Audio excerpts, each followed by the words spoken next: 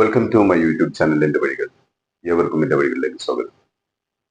ഇനിയും എൻ്റെ channel subscribe ചെയ്യാത്തവർ സബ്സ്ക്രൈബ് ചെയ്യുക, എൻ്റെ വീഡിയോ ഇഷ്ടമായി ലൈക്ക് ചെയ്യുക, തുടർന്ന് എൻ്റെ വീഡിയോകൾ ലഭിക്കുന്നതിന് വേണ്ടി ബെല്ലൈക്കൺ അമർത്തുക. പ്രവാചകന്റെ തിരുകേശം വളർന്നു വലുതായിക്കൊണ്ടിരിക്കുകയാണ്. പ്രവാചകന്റെ ഉമിനീരിലരിഞ്ഞ വെള്ളം ഉറവ് പറ്റാതെ ഒഴുകുന്നു. പ്രവാചകന്റെ റൗള ഷരീഫിലെ പൊടിപടലങ്ങൾ ആയുരാരോഗ്യ സൗഖ്യം പ്രദാനം ചെയ്യുന്നു. പ്രവാചകന്റെ വിരലമർന്ന മണ്ണിൽ നിന്ന് ഉറവെടുത്ത ജലം പവിത്രീകരിച്ച് കന്നാസുകളിലിരുന്ന് അവകാശങ്ങളെ തേടി കരയും. വരുവിൻ, നിങ്ങളുടെ സമ്പാദ്യങ്ങൾ നൽകി ഈ പുണ്യതത്വവും പൊടിപടലങ്ങളും കൈവശമാക്കൂ.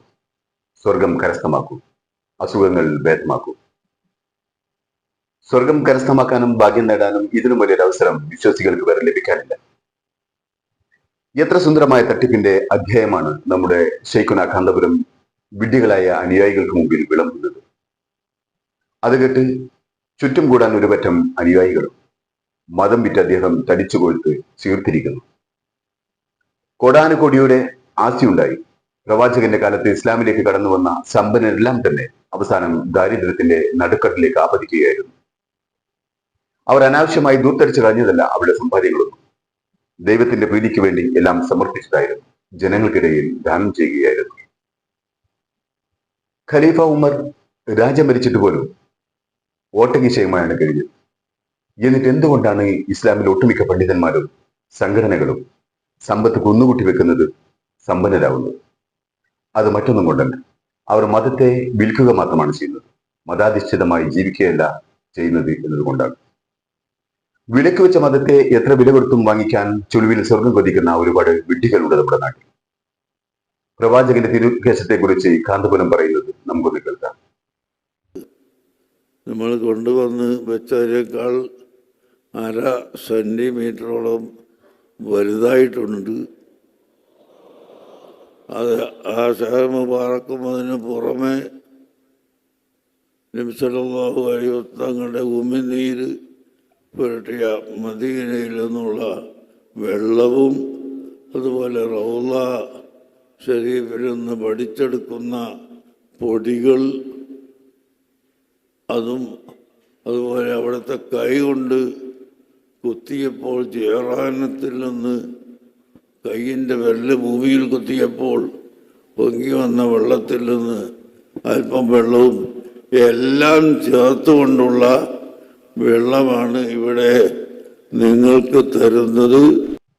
ഈ മനുഷ്യൻ ഒരു ജാടയുമില്ലാതെയാണ് ഈ അസത്യം വിളിച്ചു പറയുന്നത്.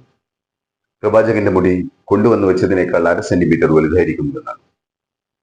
ഇത് നമ്മൾ കുട്ടികളാകുമ്പോൾ മയിൽപീലി പുസ്തകത്തിൽ വെച്ച് പ്രസവിപ്പിക്കുന്ന പോലെയുള്ള ഒരു ബാലിശമായ കഥയാണ്. അങ്ങനെ പ്രവാചകന്റെ മുടി വലുതായി എങ്കിൽ എന്തുകൊണ്ടാണ് പ്രവാചകനെ മറവ് ചെയ്ത ഖബർ വലുതാവാതിരുന്നത്? പ്രവാചകന്റെ മുടിയേക്കാൾ പവിത്രമായത് പ്രവാചകന്റെ ശരീരമല്ലേ? അങ്ങനെയെങ്കിൽ ആ പ്രവാചകന് മറവ് ചെയ്ത ഖബർ നീളുകയോ ഉയരുകയോ ചെയ്തില്ലല്ലോ. അങ്ങനെ വലുതായിരുന്നുവെങ്കിൽ ഇന്ന് മക്കയും മദീനയും മര്യാദ വന്നിരുന്നേനെ പ്രവാചകന്റെ ഖബറിൽ. ഇനി നമുക്ക് പ്രവാചകന്റെ മുടിയെന്ന് വിശേഷിപ്പിക്കുന്ന ആ തിരുകേശത്തെ കൂടി ഒന്ന് കാണാം.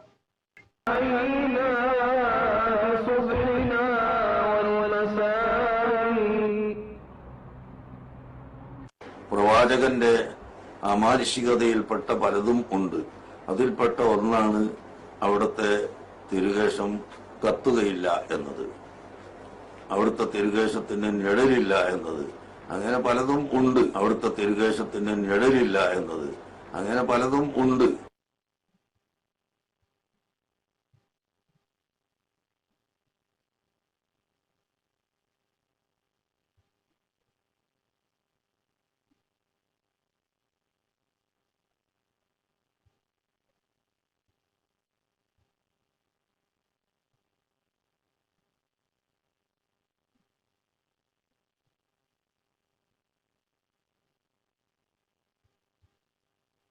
കണ്ടല്ലോ, ഈ മുടിക്ക് ഏകദേശം 1 മീറ്ററിനടുത്ത് നീളം കാണും.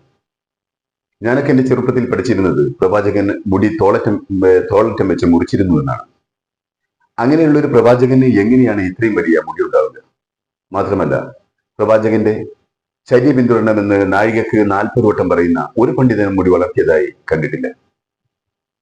പിന്നെ പ്രവാചകൻ സമയാസമയങ്ങളിൽ മുടി മുറിച്ചു കളഞ്ഞ മുടിയും നഖവും മുമിനീരും ഒന്നും ഏതെങ്കിലും അനുചരന്മാർ ഒറ്റിച്ചു വെച്ച് ഇരുന്നതായോ അവരുടെ തലമുറകൾക്ക് കൈമാറിയിരുന്നതായോ എവിടെയും കേട്ടിട്ടില്ല.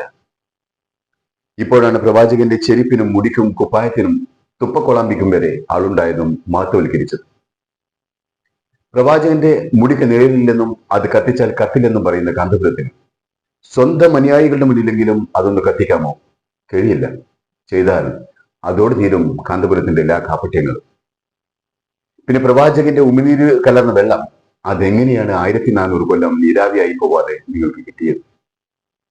പ്രവാചകൻ തുപ്പി നിറച്ച ഒരു കിണറിനെ കുറിച്ച് ചരിത്രത്തിൽ എവിടെയും പറഞ്ഞു കേട്ടിട്ടില്ല. തുപ്പിയതോ ഊതിയതോ ആയ ഭക്ഷണമോ വെള്ളമോ കുടിക്കരുതെന്നും കഴിക്കരുതെന്നും പഠിപ്പിച്ച മതമാണ് ഇസ്ലാം. പിന്നെ റൗദയുടെ മുകളിലെ പൊടി, അങ്ങനെ ഒരു പൊടിക്കും പവിത്രത ഉണ്ടായിരുന്നെങ്കിൽ ആ അറബികൾ തന്നെ റൗദയും പ്രവാചകന്റെ കബറിലെ പൊടിയും വാരിക്കൊരി കൊണ്ടുപോകില്ലേ? പ്രവാചകന്റെ കബർ നിന്നിടം ഇന്ന് വലിയ കിണറായി മാറുമായിരുന്നില്ലേ? പ്രവാചകൻ കഴിച്ചുകൂട്ടിയ മക്കത്തെയും മദീനയിലെയും മണ്ണും മാന്തിക്കൊണ്ടു പോകുമായിരുന്നു. അതൊന്നും ഉണ്ടായില്ല. ലാഭകുര്യന്മാരും മതം വിറ്റ് കാശാക്കുന്നവരും ആ പേരിൽ പ്രവാചകനെയും ദൈവത്തെയും വിളിക്കുന്നു എന്ന് മാത്രം. ഇനി മറ്റൊന്ന്, എല്ലാവരും പ്രവാചകന്റെ ചര്യ പിന്തുടരണമെന്ന് പറയും. എന്നാൽ ചിലതൊന്നും ജീവിതത്തിൽ പകർത്താൻ ആർക്കും കഴിയില്ല.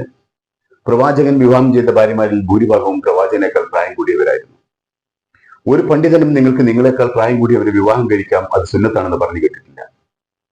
പ്രവാചകൻ തോളറ്റം വരെ മുടി പിന്നിലേക്ക് വളർത്തിയിരുന്നു. ഒരു പണ്ഡിതന് മുടി വളർത്തിയതായോ മുടി വളർത്താൻ പറഞ്ഞതായോ അറിയില്ല. അതേസമയം മൊട്ടയടിക്കാൻ പറയുന്നവരെയും ചെയ്യുന്നവരെയും നാം കണ്ടിട്ടുണ്ട്. ഏതെങ്കിലും ഒരു കുട്ടി മുടി അല്പം നീട്ടി വളർത്തിയാൽ അതിനെ ചോദ്യം ചെയ്യുന്നതും കണ്ടിട്ടുണ്ട്. എന്നാൽ ഇന്ന് ഫാഷനായി മുടി നീട്ടി വളർത്തുന്ന മുസ്ലിം കുട്ടികളോട് അതിനെക്കുറിച്ച് ചോദിച്ചാൽ അവർ പറയും പ്രവാചകന്റെ മുടിയുടെ കാര്യം. അത് പ്രവാചകനോടുള്ള സ്നേഹം കൊണ്ടല്ല, നിലനിൽപ്പിന് വേണ്ടി മാത്രം. എല്ലാവരും ഒരു തരത്തിൽ അല്ലെങ്കിൽ മറ്റൊരു തരത്തിൽ കള്ളന്മാർ തന്നെ. കാലം പോയ പോക്കെ.